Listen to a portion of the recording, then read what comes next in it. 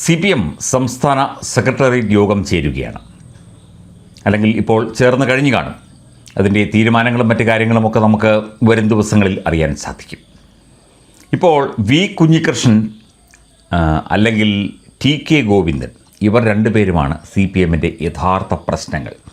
G Sudhakaran പിന്നീടേ വരുന്നുള്ളൂ. കഴിഞ്ഞ ദിവസം പഴയ പാർട്ടി സെക്രട്ടറി MV ജയരാജനെ കൊണ്ട് തെറ്റ് തിരുത്തുകയാണെങ്കിൽ വി കുഞ്ഞികൃഷ്ണനെയും TK ഗോവിന്ദനെയും തിരിച്ചെടുക്കും എന്ന പ്രസ്താവന പിണറായി വിജയൻ മനഃപൂർവ്വം നടത്തിച്ചതാണ് എന്നാണ് പറയപ്പെടുന്നത്. അതായത് കണ്ണൂർ ജില്ലയിൽ പിണറായി വിജയൻ്റെ CPMന് വലിയ ശക്തിയുണ്ട് എന്നാണ് അദ്ദേഹത്തിൻ്റെ ധാരണ. പക്ഷേ ആ ശക്തിയൊക്കെ കൊഴിഞ്ഞു പോയിരിക്കുന്നു.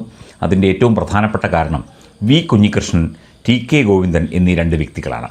രണ്ടുപേരും വ്യക്തമായ ഭൂരിപക്ഷത്തിൽ ജയിച്ചു. അത് CPMനേറ്റ ഏറ്റവും വലിയ, ഈ നൂറ്റാണ്ടിലെ ഏറ്റവും വലിയ തിരിച്ചടിയാണ്. അല്ലെങ്കിൽ പിണറായി വിജയനേറ്റ ഏറ്റവും വലിയ തിരിച്ചടിയാണ്.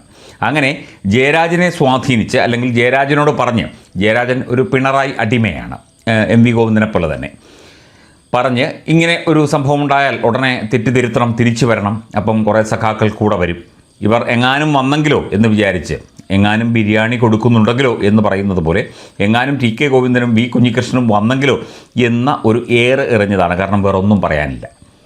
വർഗപഞ്ചകനെന്നും കൂലംകുത്തിയെന്നും കോടാലിക്കൈയെന്നും ചട്ടുകമെന്നും അതും ഇതും ഒക്കെ തന്നെ ഇവരെയൊക്കെ വിളിച്ചതാണ്.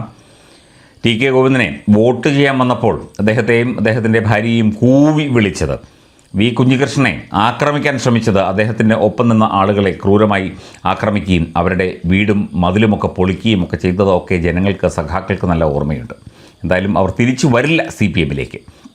പക്ഷേ അവർക്ക് സ്വതന്ത്രമായി കമ്മ്യൂണിസ്റ്റായിട്ട് ജീവിക്കാനുള്ള എല്ലാവിധ സ്വാതന്ത്ര്യവുമുണ്ട്. അതിന് CPM എന്ന് പറയുന്ന ഈ പാർട്ടിയുടെ മെമ്പർഷിപ്പൊന്നും വേണ്ട, അല്ലെങ്കിൽ ഈ പിണറായി പാർട്ടിയുടെ മെമ്പർഷിപ്പൊന്നും വേണ്ട.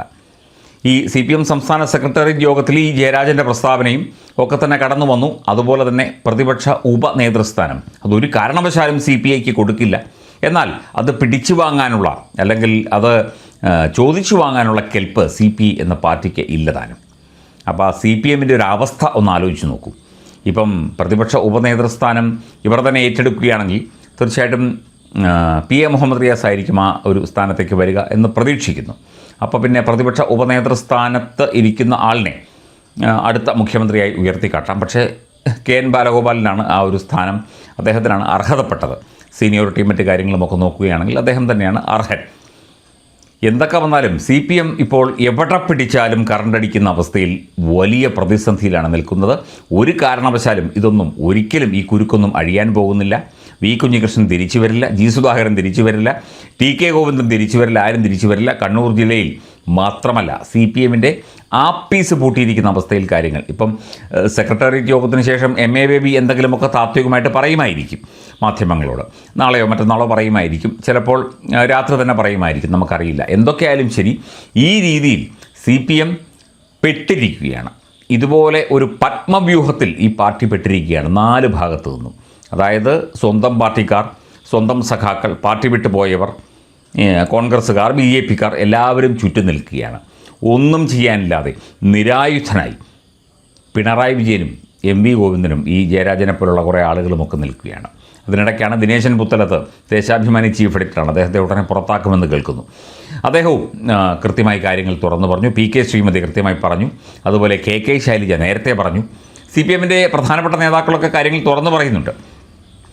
PK ശ്യാമളയെ തളിപ്പറമ്പിൽ നിർത്തി ജയിപ്പിച്ച് മന്ത്രിയാക്കാം എന്നുള്ള MV ഗോവിന്ദൻ്റെ ഒരു ആഗ്രഹം മാത്രമായിരുന്നു ഈ തളിപ്പറമ്പിലെ പ്രശ്നം. അല്ലെങ്കിൽ TK ഗോവിന്ദൻ മത്സരിക്കുമായിരുന്നു പോലുമില്ല. അതുപോലെ രക്തസാക്ഷി ഫണ്ട് വെട്ടിച്ച TI മധുസൂദനെ അവിടെ നിർത്തിയത് മാത്രമായിരുന്നു പയ്യന്നൂരിലെയും പ്രശ്നം. അപ്പം സംസ്ഥാന സെക്രട്ടേറിയറ്റും പോളിറ്റ് ബ്യൂറോയും അങ്ങനെയുള്ള സംഭവങ്ങളൊക്കെ കൂടി അങ്ങോട്ടും ഇങ്ങോട്ടുമൊക്കെ കാര്യങ്ങൾ ചർച്ച ചെയ്ത് ഇരിക്കാം.